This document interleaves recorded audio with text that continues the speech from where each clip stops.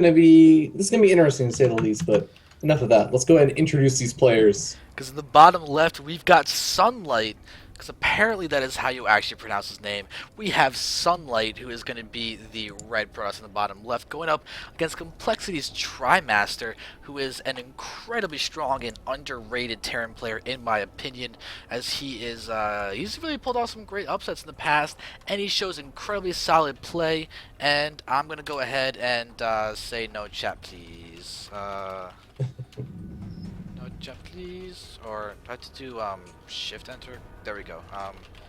No I think, chat, please. We yeah. can't see it.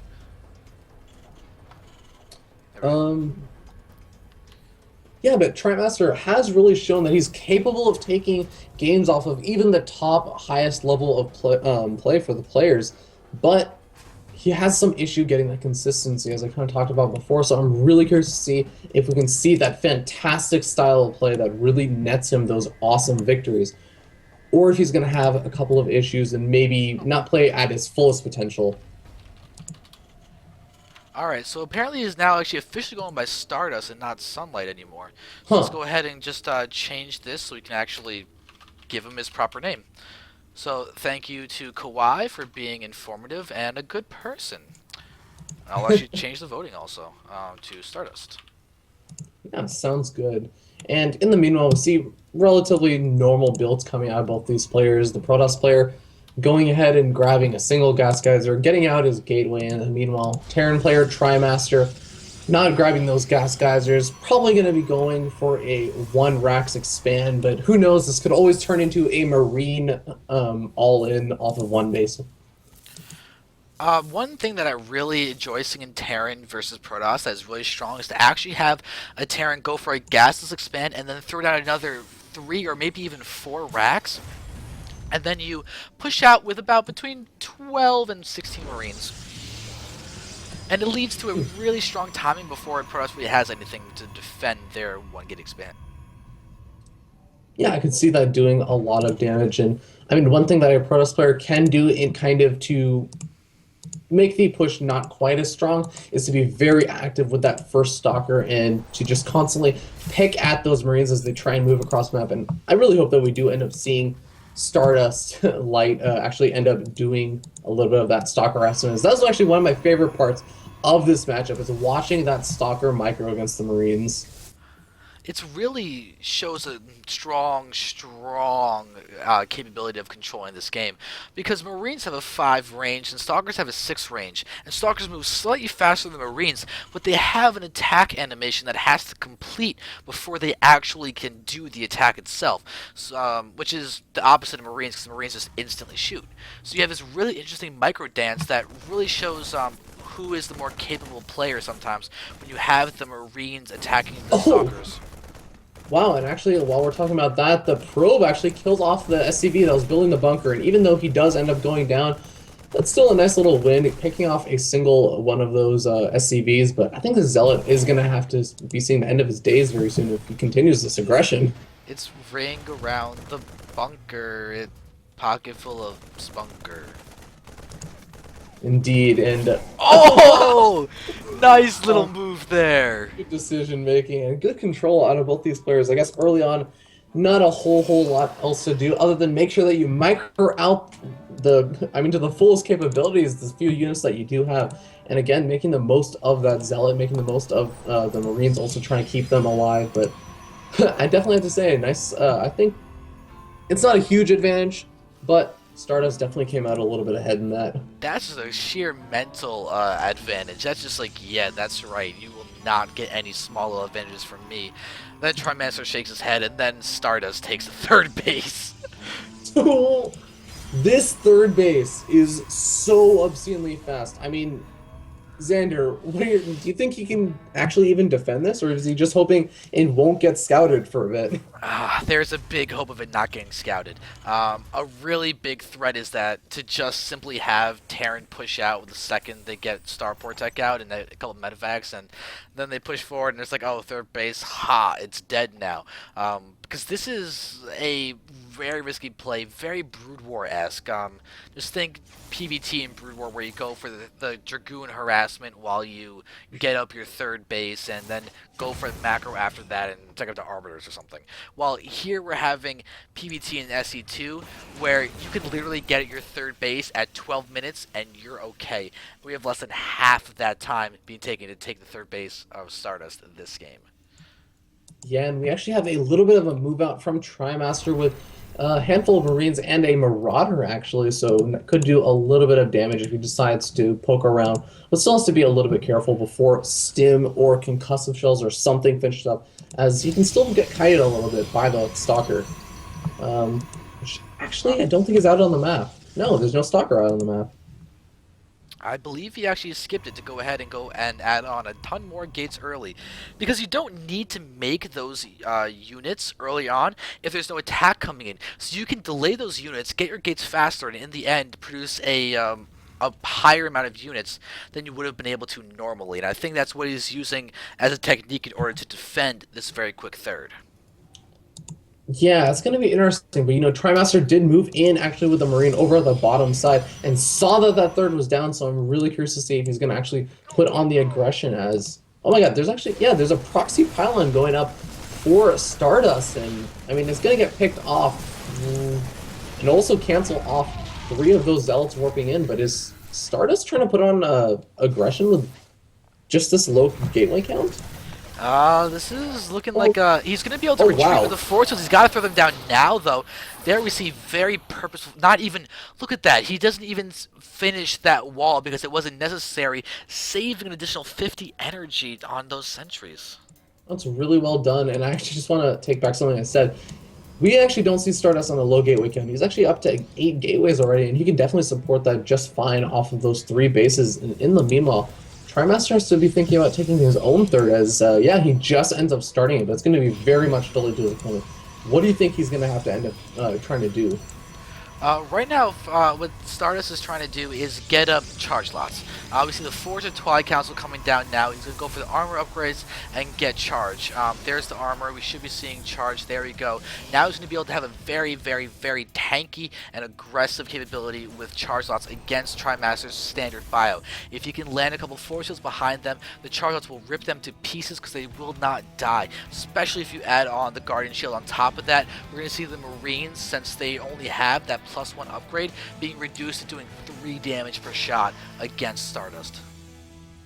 Huh, that's definitely something that we're going to be keeping an eye out for, as actually +1 does finish up for TriMaster at least. That's going to help him out a little bit. And I just want to take a really quick note, or a moment to note, TriMaster's positioning on all these little Marines across the map. I think it's absolutely fantastic, controlling the Zelmaga Watchtower and then having 2 Marines positioned over just to spot for different things. I mean, are those just spotting for proxy pylons or what? Just there's no harm in having vision. If the probe moves out, you see it, you kill it. A war person moves out, you see it, you kill it. You have a better security of knowing that there is an impossibility of proxy pylons, so you don't need to worry about that. However, it's going to be questioned right now when this Marine encounters this probe. And there's a big attack also happening, but forces do land. Yeah, there are a lot of Zealots, and charge does finish up just in time now. So he should be able to chase down the remainder of these Marines and Marauders if he so chooses, and TriMaster's definitely going to have to back off at this point. Oh, and the factory doing a nice bit of tanking, but there's so many sentries and everything. Wow, Stardust is actually pulling off this quick third. This aggression from TriMaster is coming a little bit too late. The defensive capabilities of these charge lots is incredible right now. Yeah, especially since that armor upgrade does finish up, so now he's sitting on that +1 armor against just the +1 weapons, so, I mean, it's definitely going to be good for against those Marines. And the other thing is, he has those High Templar out, and even though it doesn't look like they have Storm, and Storm hasn't really begun researching, just feedbacking those medevacs is going to be so good, as we saw. He did manage to feedback a couple of those medevacs, and keeping those units as low health as possible, and just making the stim as little as possible is going to be very important. Yeah, we actually have a little lone SCV right now, just sitting, just locked in to his base. Unfortunately, so sad. There's another one just idle though. It's not his fault. But now we've got this all of these Bioforce moving to the left. They'll be able to encounter a pylon, but that's Ooh, not there's two exactly. zealots over at the third base of Trimaster actually picking away, and they're actually doing a good amount of damage. I think he managed to get a good 5 or 6 kills. Yeah, we've got 3 kills on this one, but 2 of them were SCVs. But now we're going to have Archons also in play. Well, I didn't see those were morphed in from DTs or High Templar. I assume High Templar because that takes less time to build than the Dark Shrine. Plus, there's a Templar Archives on the field, so that definitely confirms it was High Templar. Yep, indeed. And, both these armies are going to back off a little bit. I think that's definitely going to be a wise decision by Trimaster, as he just doesn't have the army composition right now to actually deal with this army composition from Stardust right now. Yeah, and you know what? The biggest weakness of this army from Stardust is the fact that it's so charge lot heavy. A choke will no longer benefit him. Now that we're up past about the 120 supply mark, these charge lot numbers become counterproductive because they can't wrap around this entire Terran army. On Yeah, the I feel that's going to be more and more problematic as time goes on, and I feel like it's good that he is starting to get out that Colossus, or yeah, he is starting to get out a couple of Colossus. The robotics bay is finished up, and he's actually going to be producing 2 Colossus at a time. It's going to be very important, and I'd actually like to see him maybe sacrifice some of these zealots, either just to do harassment or somehow in an engagement to replace them with Colossus supply. Yeah, and there we see him pushing forward. We see a single Marauder, the most unlucky Marauder ever, having a horde of zealots just chasing after him at super high mechanical leg speed. Yeah, But and actually, 2 zealots once again popping over to the third to try to do a little bit of damage.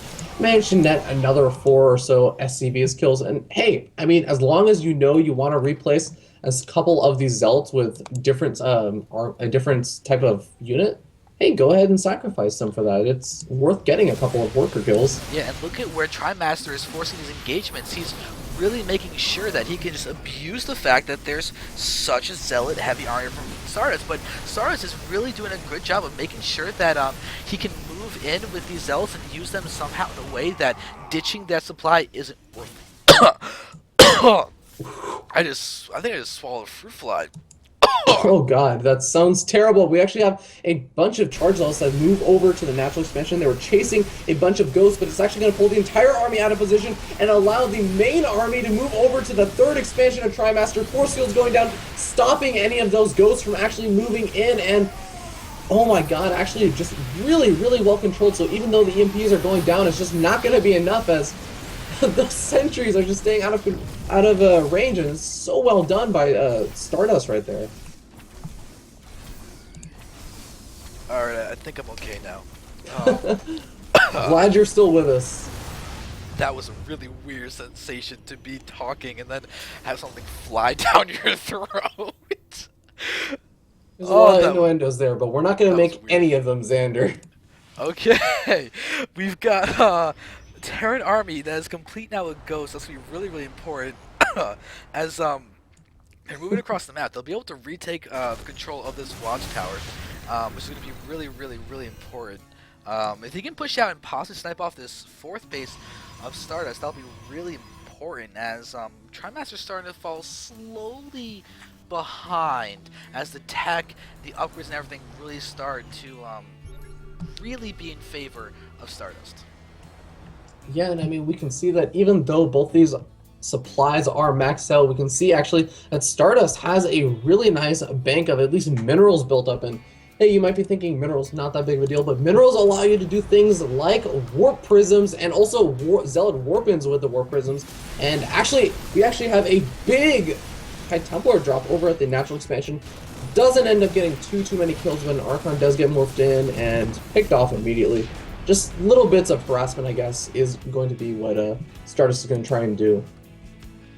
Alright, yeah, now we've got a very high Colossi count. Look at that. It went from being pure Zealots to now having, hey, 7 Colossi, some Archons, and the Zealot count is now literally a couple more than the Colossus count.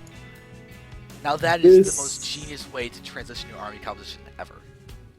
Yeah, I mean, he did a really, really good job in, utilizing those Zelts that he had and kind of getting rid of them in a good manner. Oh my God, really good EMP is going down on those Colossus, and it's going to allow those Vikings to get some nice shots off on the actual hull of those Colossus. And looks like it's actually going to force Stardust to back up just a little bit. He has to be very careful.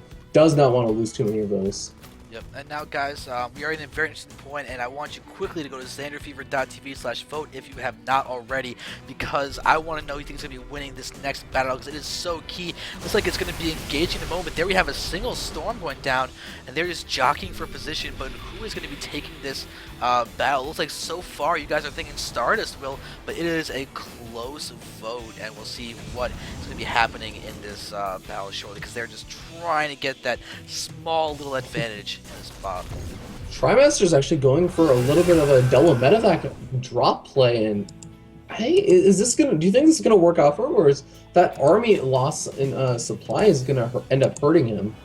Well, the thing is, he's got the better defensive point to attack of if that is if Stardust does decide to attack over there. But this drop is continuing to push forward. They actually dropped down. I think they're expecting a base to be the bottom right, but we just have a couple swipes going down, and they're once again just really not committing to a battle. They're trying to just pick off a few here and there to give them a small edge. Yeah, and in the meanwhile, the Marines and Marauders moving their way in, and it looks like they're going to be able to get right above the mineral line, maybe even just pick off the gas gun, because it's going to be really, really annoying for Stardust, as you have to remember that he's already maxed out, so he can't really warp in a lot of stuff unless he starts losing probes. And it looks like that's actually going to be the case, but wow, the entire army is going to actually pull back. Yeah, I mean, so this is a very successful drop, and oh, the Templar are forced to become Archon just so that they don't die, but they die anyway. I mean, I really like that move from Trimaster. Give him a little bit more breathing space, and now we can actually see the fourth expansion reestablish, and a planetary fortress already morphed in there.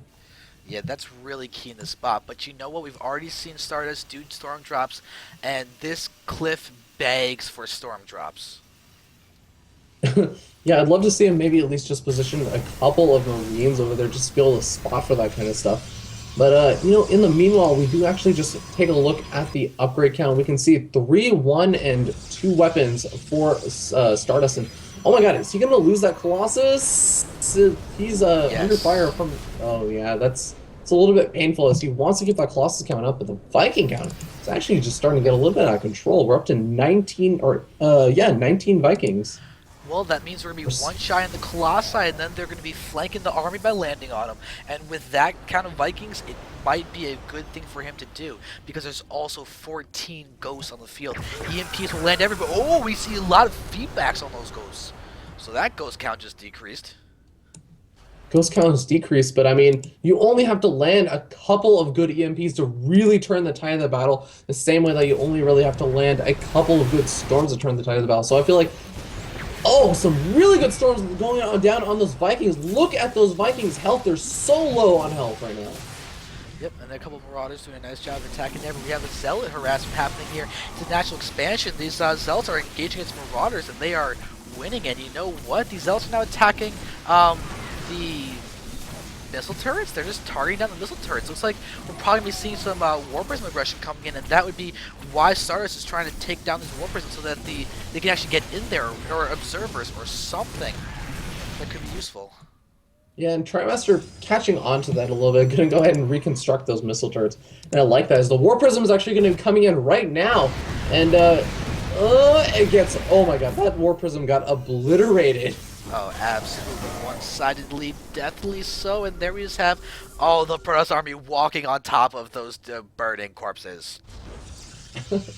As if it wasn't bad enough that you're not going to get burial when you get killed by those Colossus. Just going to stomp over your bodies as well. That kind of counts as burial. I guess they waited. Whoa, really? That many storms? I think that was 3 storms. You just used 3 storms on top of that. What? Why? That's so unnecessary. They don't stack. Yeah, well, I guess he still does have quite a few High Templar out. 12 High Templar out on the map right now. So it's not the biggest deal if he ends up wasting a couple, but... Oh, actually 2 Dark Templar moved, or 3 Dark Templar moving in over to the 3rd, but it looks like Trimaster catches a glimpse of it, and he should be able to scan and pick those off. No, it doesn't even need a scan. There is a turret there that's going to focus down, and it's actually gonna burn down, so it still dies. But it pulls the entire army out of position and allows Stardust to actually move in and snipe out the fourth and a retreat. But oh my god, he ends up losing quite a few of those Archons. I'm not sure. Is that going to be worth it? Well, we're going to see him turn around to engage, but there's so many Vikings. The Colossi are going to be falling. There's no question about that. Oh, you wait, what? The Archons doing so much splash damage to the Vikings. Just all of a sudden, just like, hey, 20 Vikings. Oh, no, 0. And now we have 3 Colossi reigning supreme. A couple more Vikings do come into play, but now those Stalkers, they rip apart. But the missile turret might actually, the missile turret just killed the Colossus. That shouldn't be happening. We see a GG coming out of Trimaster as he feels that he shouldn't be able to defend anymore, as all of those units just going to barrel down. And after losing that fourth expansion, I think he was starting to be in a very uncomfortable position. Yeah, but very interesting game. My god, there were some cool moments in that game. Oh my god, no kidding.